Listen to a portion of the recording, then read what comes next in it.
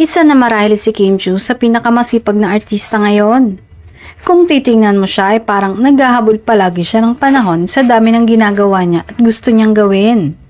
Hindi pa natatagalang natapos ang pelikula nila na My Love Will Make You Disappear ay may kasunod na muling proyekto kasama pa din ng aktor na si Paulo. Walang reklamo kahit everyday ang showtime at tuwing linggo ay nasa ASAP naman. Pero bago simula ng ASAP ay nagagawa ang activity gaya ng jogging at biking. Sabay-sabay ang pag-host niya ng It's Showtime at pa-perform sa ASAP. Nakakapagtaka bang mapagod siya? Tanong ng mga fans.